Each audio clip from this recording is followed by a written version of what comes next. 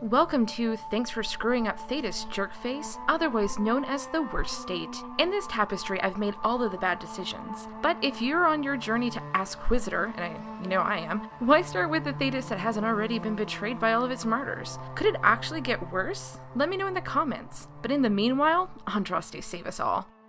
If you believe the stories, mankind's pride gave rise to the Darkspawn. Countless in number and toxic to all life, Darkspawns search endlessly for an archdemon.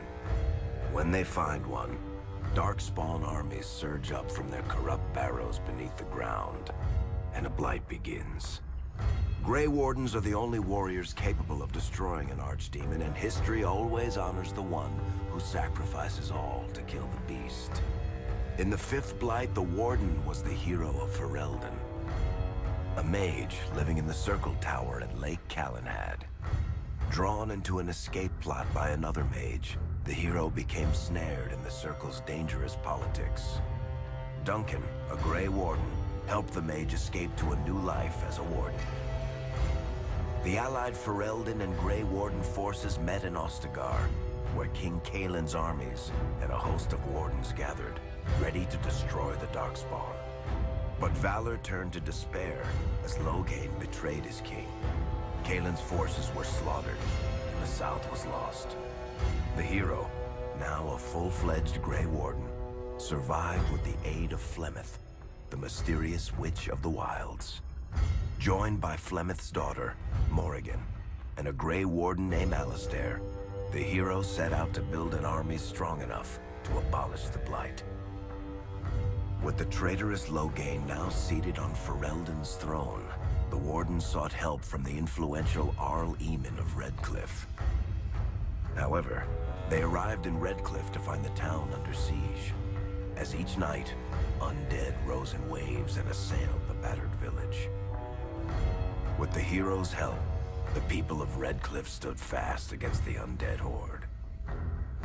The Wardens reached Arl Eamon's castle only to find the Arl lying at the edge of death, and his court fallen into madness.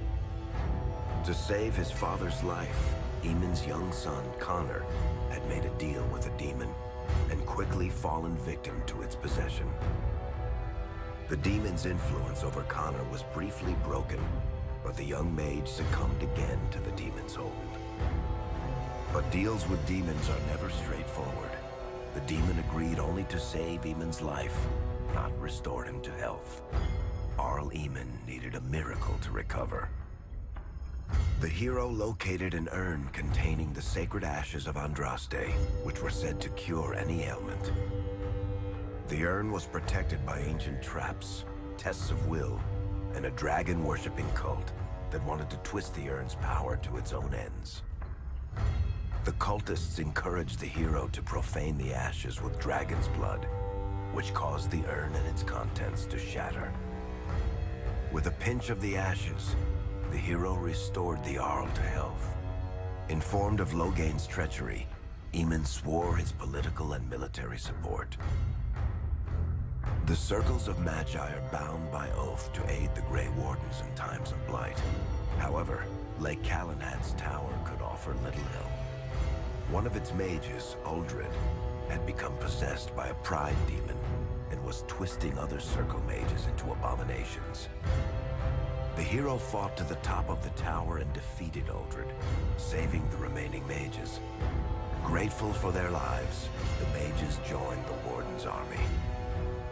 The allies gained at the Circle were not the only soldiers to join the Warden's forces, however.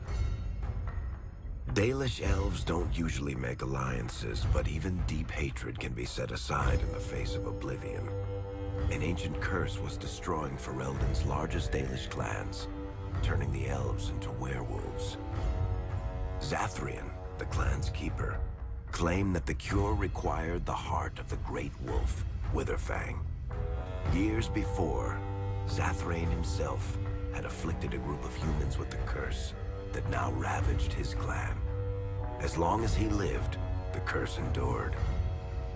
The hero eliminated the werewolves and forged an alliance with the Dalish, who immediately joined the Warden's army. Blights may happen hundreds of years apart, But the dwarves who live below the surface of Thedas fight Darkspawn every day. No one is better schooled in battling Darkspawn than the warriors of Orzammar, except perhaps their allies of old, the Grey Wardens. The hero arrived in Orzammar in the wake of King Endrin's death to find political factions fighting for control of the dwarven capital. Only the vote of a venerated paragon could break the deadlock to elect a ruler, and order the dwarves to honor their Grey Warden treaty and join the battle against the new blight. The hero set off to find a paragon named Branka, who had disappeared into the Deep Roads in search of a legendary artifact, the Anvil of the Void, created by the renowned smith Caradon to forge mighty war golems.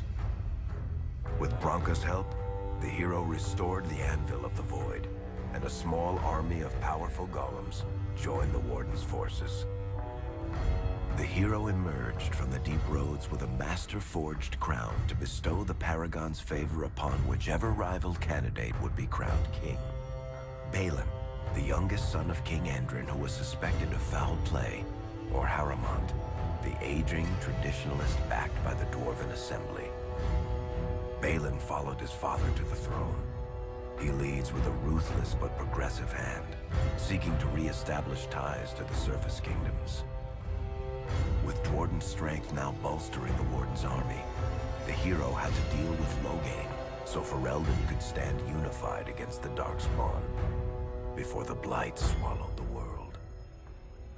The kingdom of Ferelden stood divided.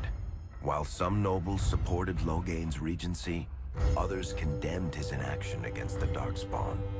Civil war brewed, and Arl Eamon called a landsmeet in hopes of curtailing the conflict and removing Loghain from the throne. As penance, Loghain was sentenced to join the Grey Wardens and fight Darkspawn until the end of his days. As the Warden's united army massed in Redcliffe, the Darkspawn overran Denerim, laying siege to Ferelden's capital city. The hero's army fought valiantly through Denerim and broke the Darkspawn's siege. On Fort Dracon's highest tower, the hero's strongest allies fought alongside the Warden in a final heroic battle against the massive Archdemon. Loghain found some measure of redemption as he gave his life to kill the Archdemon and end the Blight. With no Archdemon to lead them, the Darkspawn scattered. Most fled underground, still teeming in number and always seeking a new Archdemon to awaken. The shattered kingdom of Ferelden embarked on a long journey to recovery. In the Blight's aftermath, strong leadership was crucial. Honora McTeer, daughter of Terran Loghain and widow of King Kaelin, assumed the throne of Ferelden after the Fifth Blight was ended. Ferelden still stands, as obstinate and resolute as the Dog Lords ever are, but the events of the Fifth Blight loom over it as the nation rebuilds. For people across Thedas, legends of the hero of Ferelden remain the nation's brightest beacons of hope during its darkest times.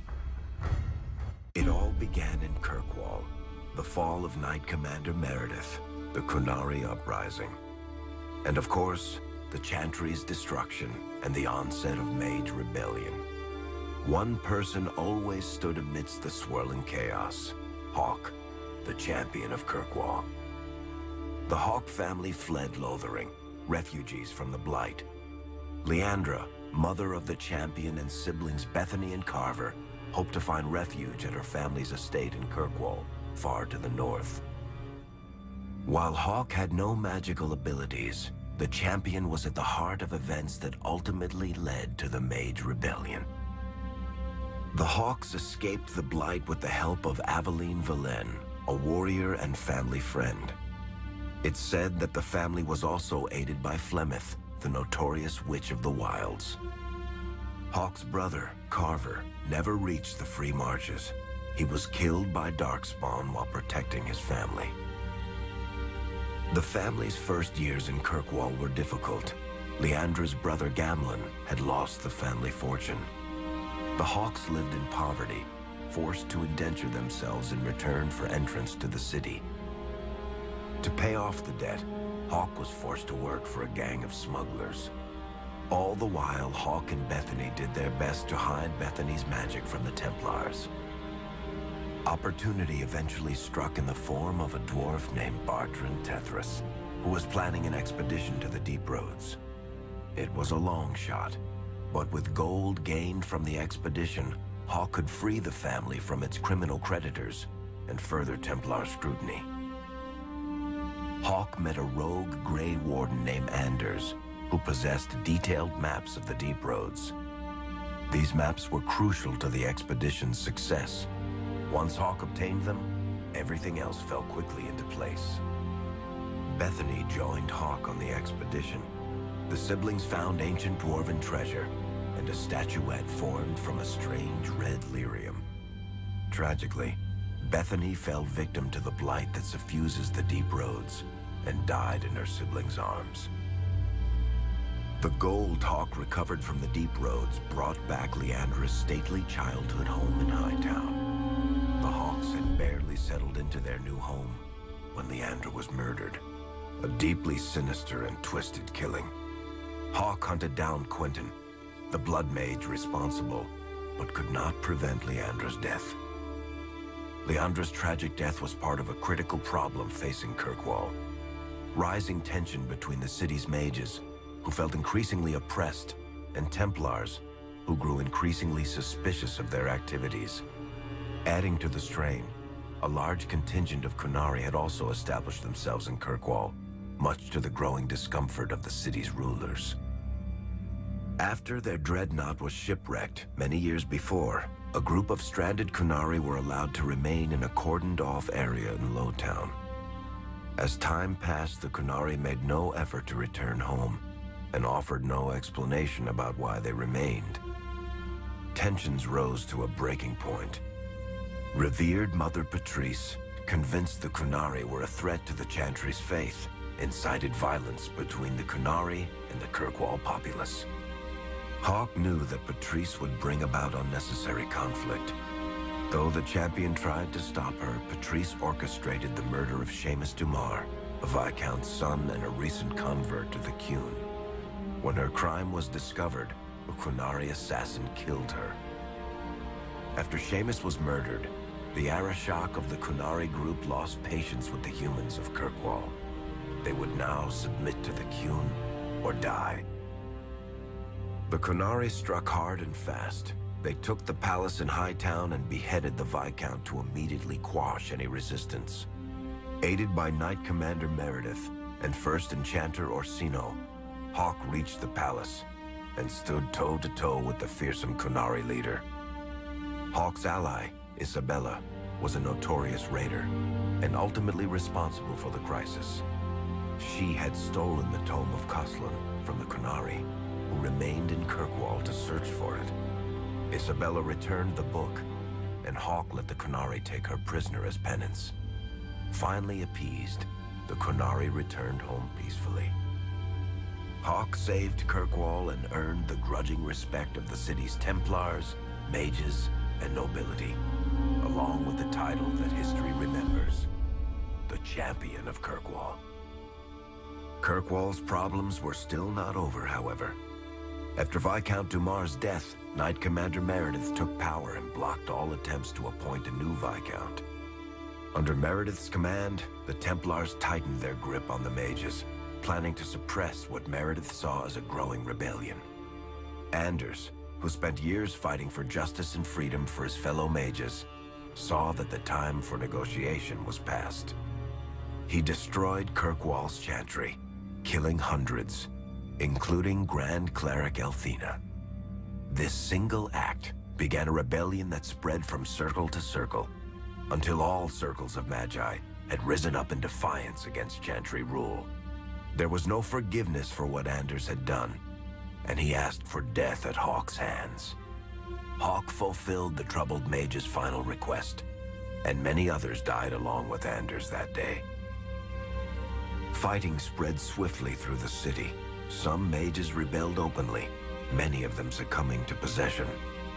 Templars turned their swords on mages who rebelled and on those who did not. As First Enchanter Orsino refused to bend to the Templars, Knight Commander Meredith demanded that every mage in Kirkwall be put to the sword. The Templars found an ally in the champion, who fought alongside them to quash the rebellious mages. In the end, the Templars placed Hawk on the Viscount's throne, for a time at least. The battle proved one thing. Knight Commander Meredith had gone mad. Hawk saw the truth of it when Meredith unsheathed her sword, and the red lyrium idol from the deep roads was embedded within it. The blade fueled her hatred and paranoia, as it had for months. After a horrific battle, the red lyrium of the Knight Commander's sword consumed her as she died. Meredith became a statue, her face a frozen mask of horror. Little is known of the champion since that final battle. However, Hawk's story lives on in legend and song. Memories of the indelible changes the champion of Kirkwall brought to the face of